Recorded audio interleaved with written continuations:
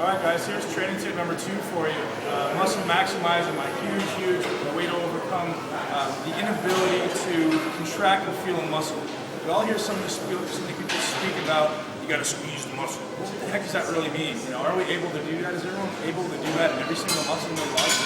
For the most part, no. I mean, unless you're an advanced bodybuilder and training for a long time, that thing called the mind-muscle connection, which we always hear about, it's kind of a vague thing to a lot of people. They don't really understand what you're talking about. So what I've done is I've taken this principle of intentions and I've created a way to apply it to every part of the body. So essentially I've got my trusty lat bar here to demonstrate for you guys. Okay? So let's imagine that this is a bar and I'm doing a bench press. So I'm laying on my back and I'm essentially going through a bench press. So this is what it's going to look like. Now what am I thinking about when I'm doing that bench press under normal circumstances? I'm thinking about moving the bar from my chest. Right? That's a normal circumstance. Now under intentions, what am I thinking about?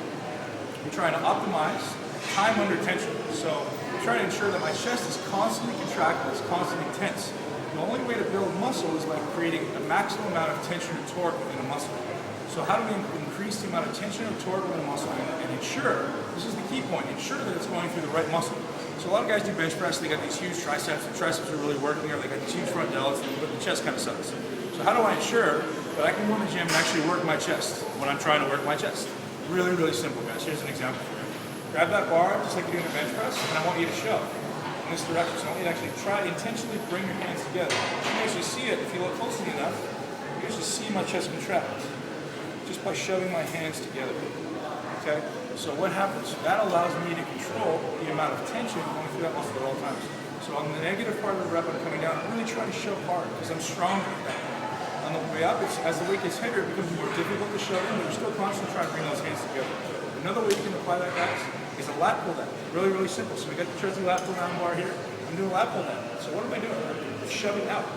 Now what that's going to do is actually contract all the muscles all the way on the outside of my body. So that's where you can control that. If I'm shoving in, I'm actually contracting all the muscles on the inside. It's really simple. So how do you apply it to legs? If it's legs, I'm going to say you take my feet and shove them out.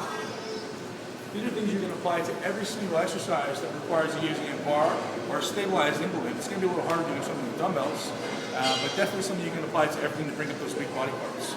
So hopefully you guys learned a little something. Give it a try when you get a chance, and I hope you love it. And honestly, for me, it's something I will never go without. Have a good one.